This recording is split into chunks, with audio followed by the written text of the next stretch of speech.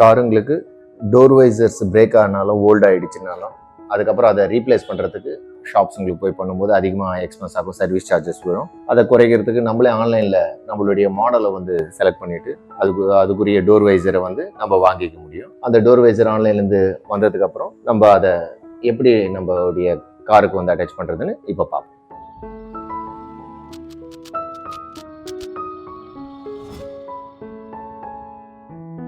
நான் வந்து அமேசான்லேருந்து ஆர்டர் பண்ணி வாங்கினேன்.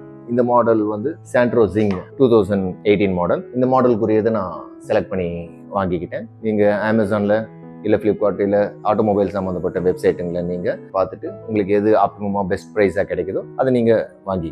இதுதான் அதனுடைய கம்பெனி. ஆக்சுவலாக இதுக்கு பிராண்டுன்னு சொல்லி பெருசாக எதுவும் இல்லை. நம்ம ஸ்டார் ரிவ்யூஸை பார்த்துட்டு நம்ம எது பெஸ்ட்டாக தோணுதோ அது வாங்கிக்கலாம். இது எனக்கு வந்து 700 ஆச்சு, 699. நீங்கள் ஆஃபர் டைமில் பார்த்தா ஒருவேளை கம்மியாக கிடைக்கும். இந்த ஆட்டோமொபைல் ப்ராடக்ட்ஸ் முடிஞ்ச வரைக்கும் எனக்கு தெரிஞ்சு அது ரெடியூஸ் ஆகி சேல் பண்ணுறது கிடையாது, டிஸ்கவுண்ட் ப்ரைஸஸில் கிடைக்காது. நீங்கள் பார்த்துட்டு இருக்கிறதுல கம்பேர் பண்ணிவிட்டு ஒரு பெஸ்ட் ப்ரைஸில் ப்ராடக்ட்ஸுங்க நீங்கள் வாங்கிக்கலாம். இப்போது இதை எப்படி இதுக்கு ஓட்டுறதுன்னு பார்ப்போம். அதுக்கு முன்னாடி இதோட பேக்கிங்கை அவங்க சென்ட் பண்ணதை பார்ப்போம். அமேசானில் இதுதான் அவங்களுடைய பேக்கிங். அவங்க சென்ட் பண்ணதை உடச்சி நொறுக்கி நசுக்கி எப்பவும் போல் மற்ற ப்ராடக்ட்டுங்களாம் இதுக்கு முன்னாடிலாம் எப்படி அமைச்சிருந்தாங்களோ அந்த மாதிரி தான் அமைச்சிருக்காங்க. அமேசானோட பேக்கிங் குவாலிட்டி ஏன் இவ்வளோ வேர்ஸ்ட்டாக குறைஞ்சதுன்னு தெரியல. அவங்க இதை சரி பண்ணிக்கிட்டால் நல்லாயிருக்கும். இது காஸ்ட் கட்டிங்கன்ற பேரில் சொதப்பிக்கிட்டு இருக்காங்க. பட் இது அன்பிரேக்கபிள், ப்ராப்ளம் இல்லை. இதை இப்படியே சைட்லேருந்து உருவிக்கலாம். இதுலேருந்து யாராவது உருவி எடுத்து இது தொலைஞ்சிருந்தாலும் இதை ரிட்டர்ன் பண்ணிக்க முடியுமான்னு கூட தெரியல. அதுவும் நீங்கள் பார்த்து வாங்கிக்கோங்க. ரிட்டர்னபிள் ஆப்ஷன் இருக்கிற மாதிரி பார்த்து வாங்கிக்கோங்க. அப்போ தான் உங்களுக்கு ஏதாவது அந்த ப்ராடக்ட் வந்து டேமேஜாக இருந்ததுன்னா இல்லை உள்ள ஏதாவது பார்ட்ஸுங்க மிஸ்ஸிங் இருந்ததுன்னா உங்களுடைய அமௌண்ட்டை வந்து கிளைம் பண்ண முடியும். இதுக்குள்ளே வேறு எதுவும் கிடையாது. இந்த 4 டோர் வைசர்ஸ் இருக்குது. இதுக்குள்ளே வேறு எந்த டீட்டெயில்ஸும் இன்ஸ்ட்ரக்ஷன்ஸும் கிடையாது. இந்த 4 வைசர்ஸில் இது வந்து அந்த சைடுக்குரியது, இது வந்து லெஃப்ட் டோருக்குரியது. அதனுடைய ஷேப்ஸை பார்க்கும்போது நம்மளுக்கு தெரியும். ஒரு முறை வச்சு பார்த்தீங்கனாலே அது ரைட் ஆர் லெஃப்ட் உங்களுக்கு ஈஸியாக புரிஞ்சிடும். இந்த மாதிரி வைக்கும்போது நம்மளுக்கு அதுக்கு மேட்ச் ஆகுதான்னு பாருங்கள். சூட் ஆகுதுன்னா கரெக்டான பொசிஷனில் நம்மளுக்கு அதனுடைய ஆங்கிளில் தெரிஞ்சிடும். பழசு மேலேயே வச்சு பார்க்கும்போது எஸ், இது ரெண்டும் மேட்ச் ஆகிடுச்சு. ஸோ இந்த 2 டோர் வைசர்ஸையும் எப்படி நம்ம இதில் இன்ஸ்டால் பண்ணுறதுன்னு பார்ப்போம். இதுக்கு முதல்ல இதை ரிமூவ் பண்ணணும்னா இஷ்டத்துக்கு போட்டு ஸ்க்ரப் பண்ணி எடுத்துட்டிங்கன்னா அது மேலே உள்ள பெயிண்ட்டும் டேமேஜ் ஆகும். அது மேலே உள்ள சர்ஃபேஸுங்க வந்து நம்மளுக்கு அதனுடைய பெயிண்ட்டுங்க அதனுடைய அட்டாச்மெண்ட் பிளேசஸுங்களை வந்து ஒரு ஆடான லுக் வந்து கிரியேட் ஆகிடும். இதுக்கு ஸ்ட்ராங்கான ஒரு த்ரெட்டை எடுத்து அதுக்குள்ளே விட்டு இழுத்துக்கிட்டே வரலாம். நான் பைண்டிங் வயர் எடுத்துக்கிட்டேன். இந்த பைண்டிங் வயரை வந்து அதுக்குள்ளே போட்டு ஒரு கார்னரில் வச்சு நம்ம இப்படி மூவ் பண்ணிக்கிட்டே இருந்தோம்னா இதுலேருந்து வந்துடும்.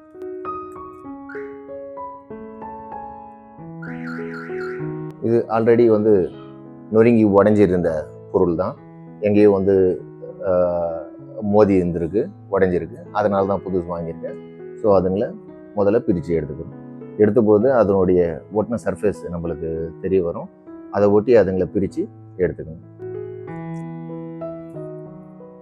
இதில் ஒரு எண்ட்லேருந்து விட்டு எங்கே ரப்பர்லாம் ஒட்டி இருக்கும் அந்த பாயிண்ட்ஸில் பார்த்து இப்படி மூவ் பண்ணிக்கோங்க த்ரெட்டை. ஸோ கண்ணாடியை இறக்கிக்கிட்டால் கொஞ்சம் கம்ஃபர்ட்டாக இருக்கும். இறக்கிக்கிட்டேன். இதை கொஞ்சம் இப்படி பிடிச்சிக்கிட்டு இப்போ இந்த த்ரெட்டை வந்து மூவ் பண்ணிக்கிட்டே வாங்க. இது வந்து அவ்வளோ ஸ்ட்ராங்கான த்ரெட்டாக இல்லை. ஒரு ஸ்ட்ராங்கான த்ரெட்டை இந்த மாதிரி சூஸ் பண்ணி அதில் எடுத்துக்கோங்க. நல்லா அழுத்தி பிடிச்சிக்கிட்டு இந்த த்ரெட்டை வந்து இப்படி மூவ் பண்ணுங்க. இப்போ இதை இப்படியே மூவ் பண்ணிக்கிட்டே வாங்க. தேய்ச்சிக்கிட்டே வரும்போது அது கட் ஆகி பிரிஞ்சு வந்துடும். இப்போ இந்த மாதிரி பிரித்து எடுத்ததுக்கப்புறம் இந்த இடத்துல இது ஒட்டின இடம் இருக்குது. இதை க்ளீன் பண்ணிவிட்டு இதை முதல்ல சர்ஃபேஸை வந்து ப்ராப்பராக வந்து சரி பண்ணிக்கிட்டு அதுக்கப்புறம் புது இதை வந்து ஒட்டணும். இப்போது கிளாஸ் கிளீனர் இல்லை இந்த மாதிரி ஏதாவது ஒரு க்ளீனிங் சர்ஃபேஸ் எடுத்து இல்லை விம் இருக்குது இல்லைங்களா, பாத்திரம் க்ளீன் பண்ணுற அதுங்களை போட்டு இதுங்களை சுத்தமாக க்ளீன் பண்ணி எடுத்துக்கோங்க. பெயிண்ட் டேமேஜ் ஆகாமல் மேலே உள்ள இந்த ரப்பர்ஸ் டேமேஜ் ஆகாமல் பார்த்துங்க.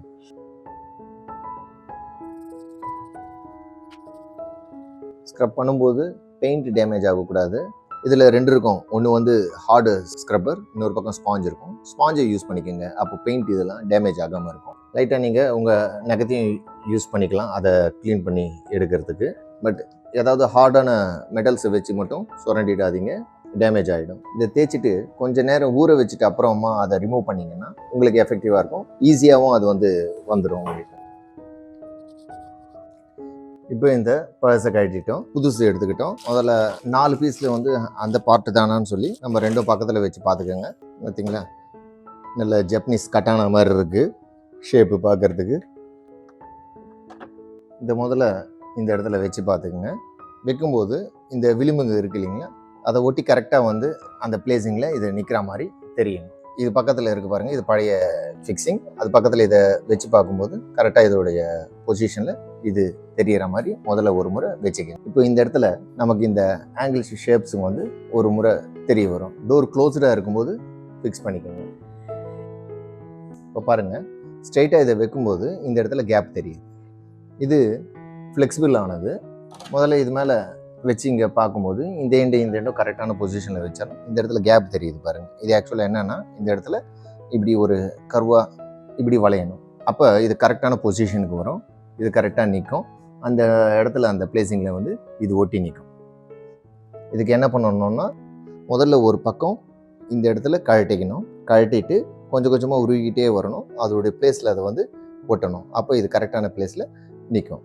இது எப்படின்னு பார்ப்போம். முதல்ல இந்த இடத்துல இந்த ஆரம்பம் இருக்குது இல்லைங்களா, இந்த பாயிண்டில் இந்த இடத்துல பிரிச்சுக்கணும். இந்த டேப் இருக்கும், இதில் இந்த டேப்புடைய கவரை பிரிச்சுக்கணும்.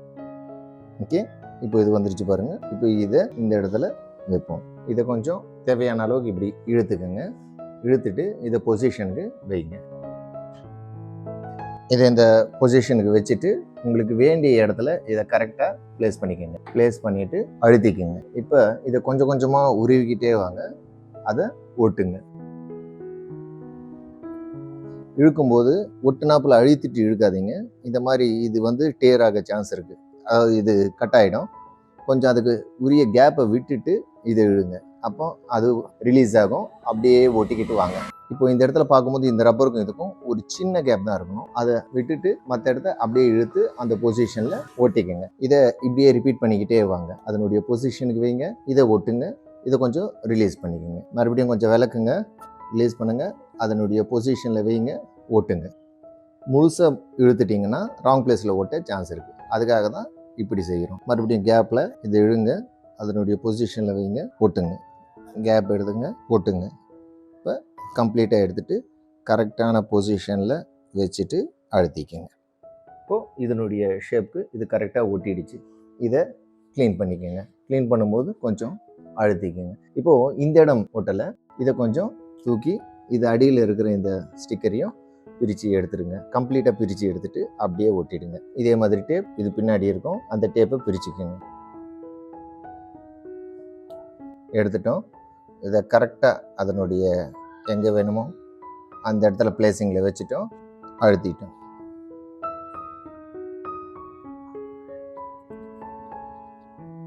இப்போ உங்களுக்கு இந்த டிஃப்ரென்ஸை காட்டுறோம். இது பழசு, இது முழுக்க டிரான்ஸ்பரண்டானது, இது கொஞ்சம் டார்க்னஸ் உள்ளது. இப்போ இதே மாதிரி தான் இதையும் ரிமூவ் பண்ணிட்டு வரும். ஆக்சுவலாக இது டேமேஜ் ஆகலை, பட் இது கழட்டினோன்னா இதுவும் மிஸ்மேட்ச் ஆகும், லுக்கு நல்லா இருக்காது. அதனால் இதை ஸ்பேருக்கு எடுத்து வச்சுக்கலாம். பத்திரமா இதை பிரித்து எடுத்துட்டோம்னா எப்போது டேமேஜ் அனுப்புது ஏதாவது போன போது டெம்பரவரியாக புது செட்டு வர வரைக்கும் யூஸ் பண்ணிக்கிறதுக்கு இதை மாட்டிக்க முடியும்.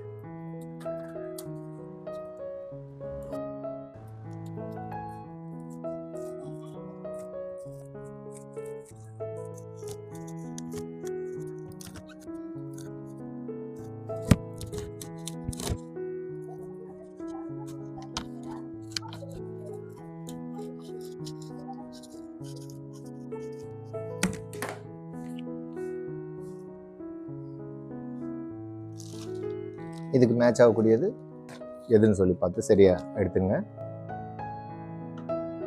பொசிஷனில் ஒரு முறை வச்சு பார்த்துங்க. அதனுடைய பிளேஸிங் எங்கே இருக்கோ கரெக்டாக அதுக்கு ஸ்ட்ரெயிட்டாக இது வர மாதிரி வச்சுக்கணும். இப்போ இதையும் க்ளீன் பண்ணிக்கோங்க. கண்ணாடி ஏற்றிக்கோங்க, ஏன்னா இந்த கேப்பில் தூசியில் விழாமல் இருக்கும்.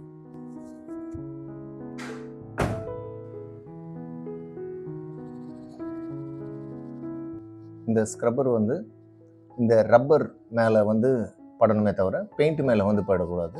அந்த மாதிரி போட்டு தேய்ச்சிக்கோங்க. இப்படி போட்டுட்டு 10 மினிட்ஸ் ஊற வச்சுடுங்க.